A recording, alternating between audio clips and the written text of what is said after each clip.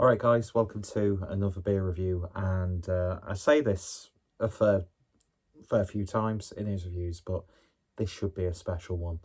And recently, because we're going to be having a bottle share, quite a few of us going down to Blue Nose Beer Reviews, wonderful abode in the middle of nowhere, and we're all going to be taking a few special bottles down for a bottle share, and yeah, I thought, you know what, I'll splash out and buy a few specifically for the bottle share. And I can't remember what triggered it. I thought, you know what, I'm going to check out, like, what's that UK beer shop, like Beer Hopped, and also the Cascade Club, which is Sierra Nevada's sort of UK distribution arm, I'd imagine, if that's what it is. And both websites had a really good range, but it just worked out a little bit better for me just getting Sierra Nevada by buying directly from the Cascade Club. And picked this beer up. Well, you can see the title, you can see the thumbnail. If I can be bothered, I'll film a little intro because it is a bit of a special one. And I also picked up one of their In the Woods or In the Wild barrel-aged barley wine. But I'd already had a couple bottles stocked up anyway.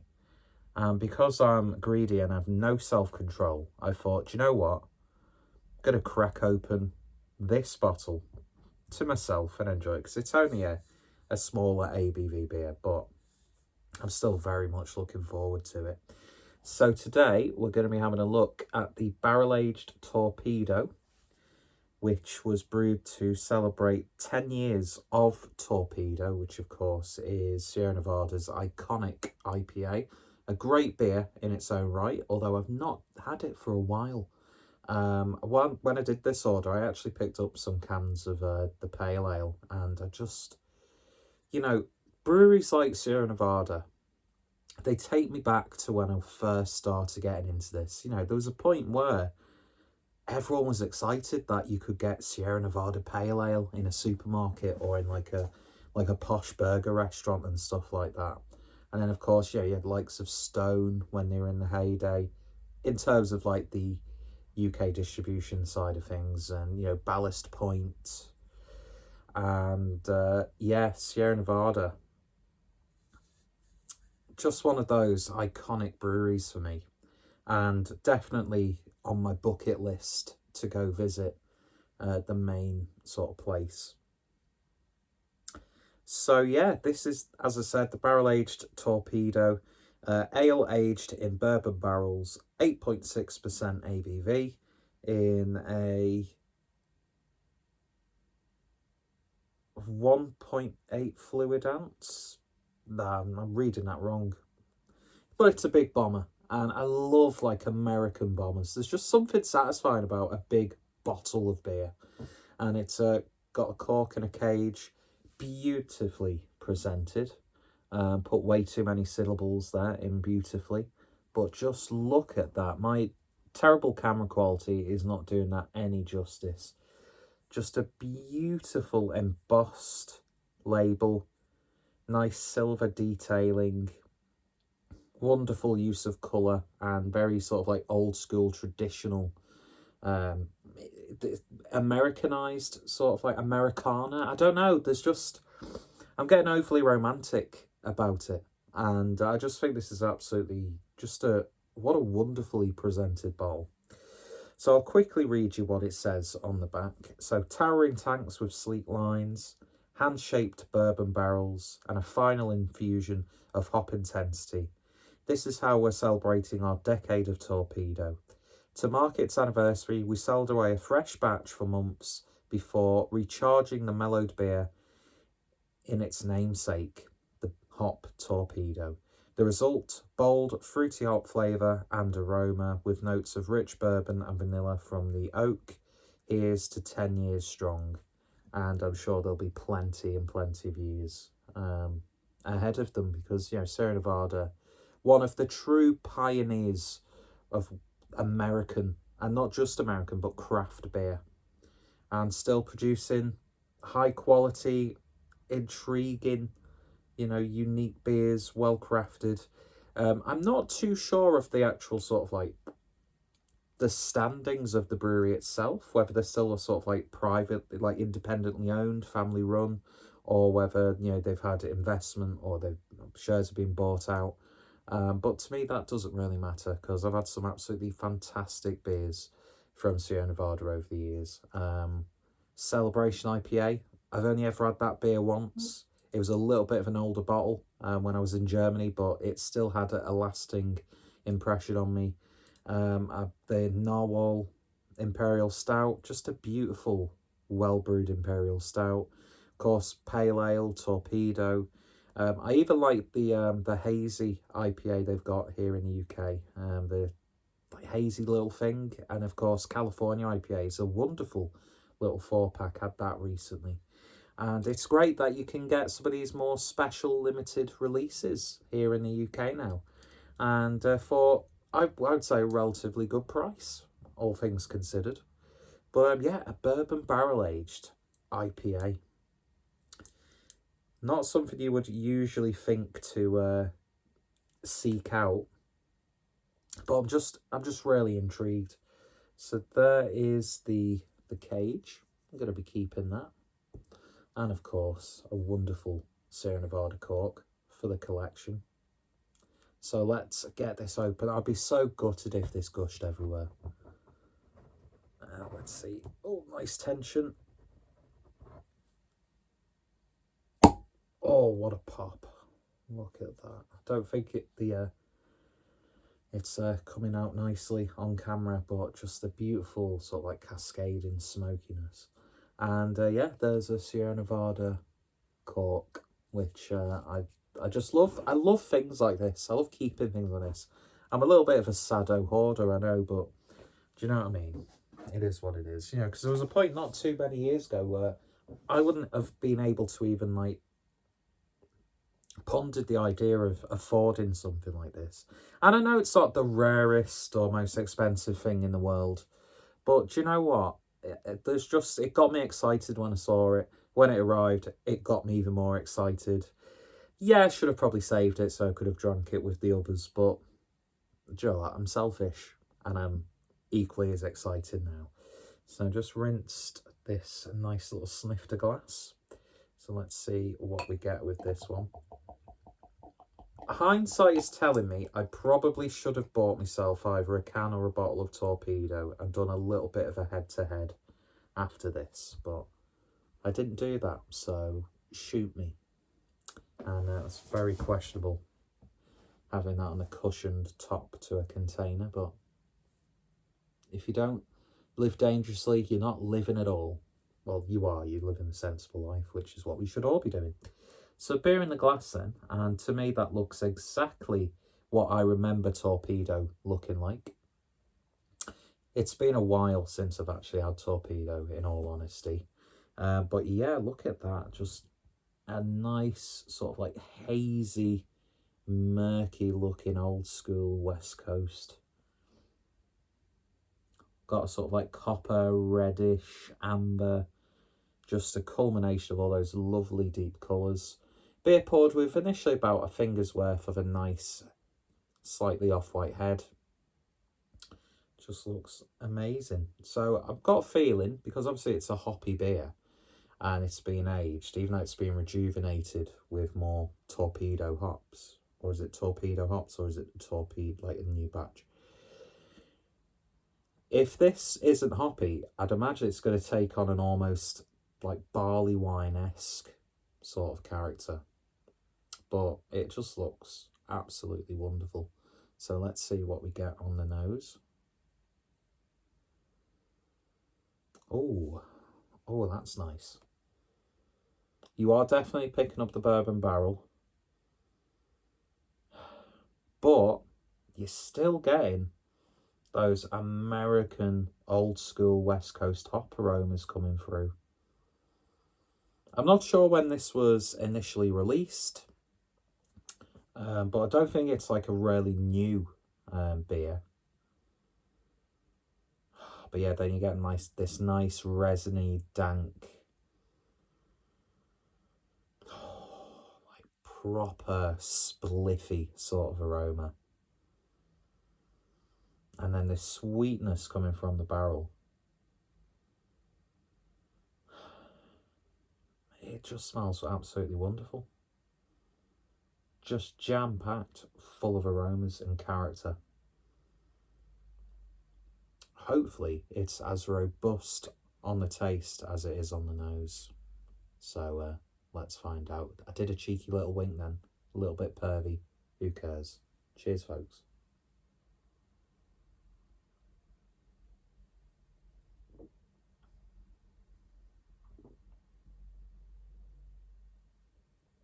Ooh.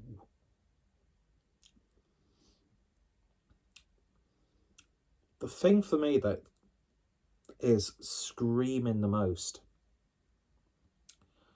it's that bitterness from the hops. Right on the back end.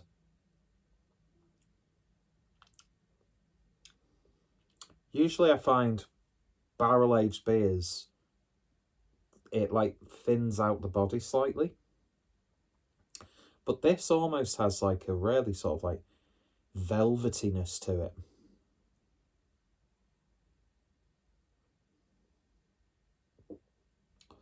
This has been out the fridge for about half an hour.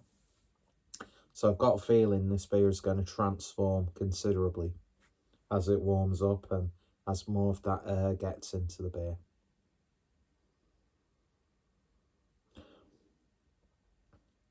As you would expect, the hop character isn't as vibrant as the aroma.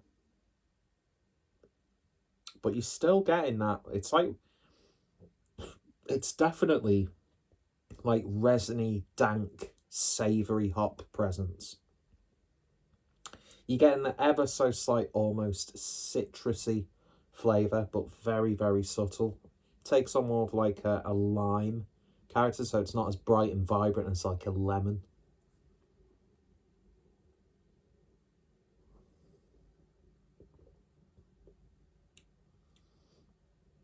And yeah, just like I thought it would, you get a barley wine character in there as well.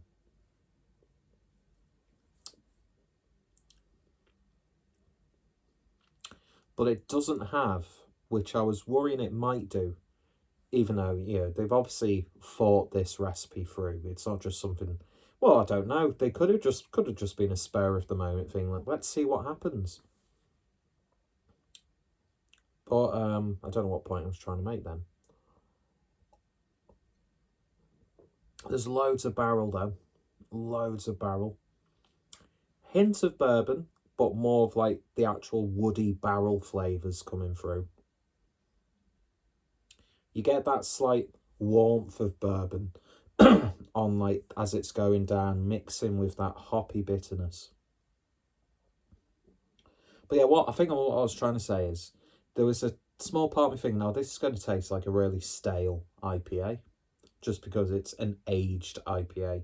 Not too sure of how long it has been aged before they rejuvenated it, as they said. But now it's woody, it's dank, it's savoury. It's a big herbal character coming through as well.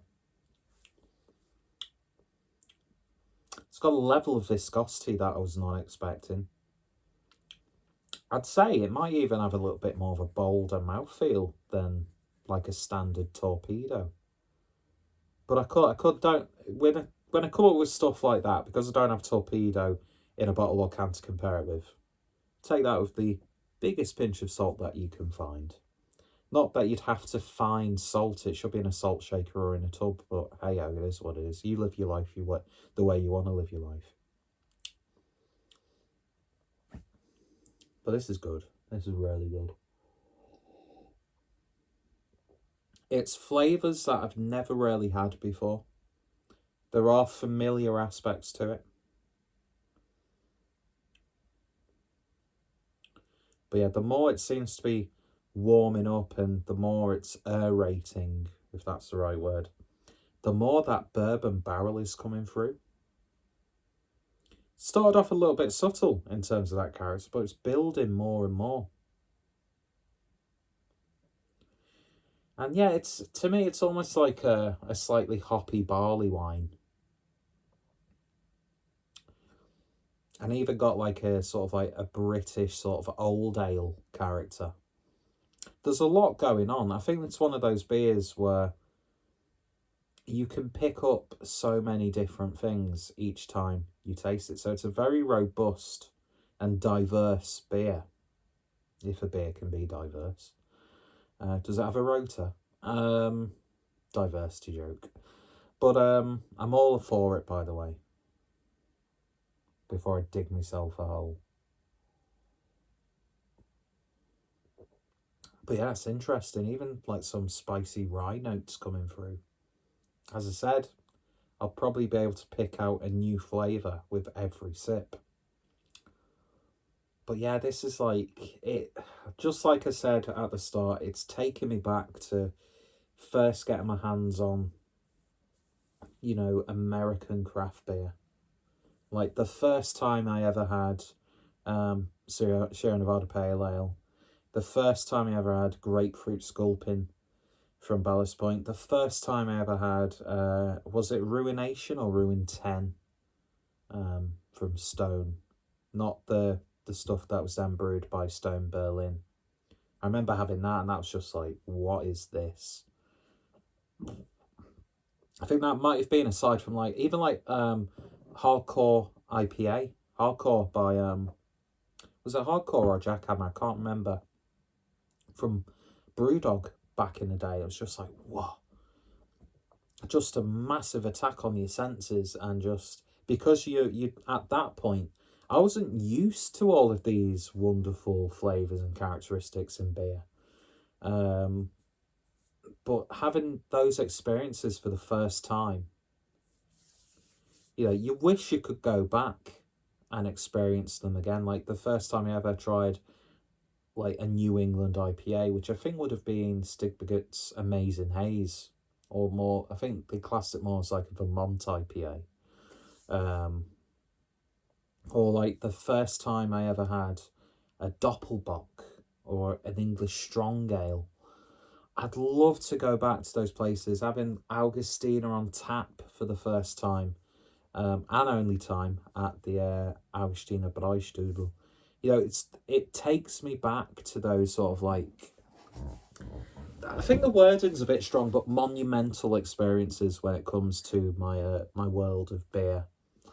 And I mean, if I'd have had this, I mean, obviously it wasn't brewed a few years ago, but if I'd have had this at the start of my journey, it would probably have terrified the shit out of me, genuinely. But yeah, there's a part of me that was probably building this beer up a little bit more. Is it disappointing? Far from it. Is it what I was expecting it to be? Not really. Is it a great beer? I would, thinking now, I would have been really interested to see what people had thought drinking this in a group, but am I glad that I opened it? Hell yeah. It's just tasty. It's a real experience of a beer. Some people might be disappointed by it. Some people might be overjoyed by it. For me, I think it's damn good. It's damn interesting. And yeah, very much worth the money that I paid. It wasn't that much anyway, as big bottles go from America. Do you know what I mean? But yeah, definitely worth checking out if you see it. If you're put off by the price, completely understandable. But again, you can buy much more expensive, overpriced beers. And would I get it again? Yeah, definitely. I think this would be a really interesting bottle to age, to see what more you would get in terms of that barley wine-esque character. Because I think this could mellow out and transform into a really intriguing beer. So there is a part of me that's quite tempted to get another bottle. But yeah, the bourbon character on this, not too overpowering. It builds up the more you drink it and the more that the beer warms up, but it never overtakes. There's a very subtle sweetness from the barrel, I would say, that just sort of, if it wasn't there, it might become a little bit too abrasive. But it's just like, you know, that pinch of salt we were talking about before? It's like when you just put that in a bit of cake batter, makes all the difference. It's that seasoning. The vanilla character from the oak. Is it oak barrels, did I say? Did they specify if it was oak or not? Yeah, oak. Is the seasoning that brings this all together without becoming a massive character in of itself. So yeah, thank you for sitting through this video and watching me gush about Sierra Nevada. I'd love to get my hands on more of the beers. I had the Hoptimism fairly recently, which was just a proper good old school, you know, big, bold West Coast IPA. And in this day and age where, especially in the UK, where when you see a West Coast IPA and you drink it, it's just like, it's not reigniting the passion that I would have had for that style of beer a few years ago. And I think because a lot of breweries now are just focused on getting these big juice bombs, you know, you can always depend on the classics. And yeah, this is good stuff. Highly recommended. And if you have tried it, let me know your thoughts, opinions down below. Where was I wrong? Am I giving it too much praise? Am I not praising it enough? What are your favourite Sierra Nevada beers? And go check out Sierra Nevada. If you're in the UK, go check out Cascade Club as well. Links will be in the description. And yeah, I'm going to enjoy the rest of this beer for another hour or so, I would say. It's one that you could definitely sip, actually. And that's what I will probably do. And yeah, I've gone on for way too long. Cheers for watching, folks. You all take care, stay safe, and I shall hopefully see you all later. Cheers. Jack Nicholson. Good one.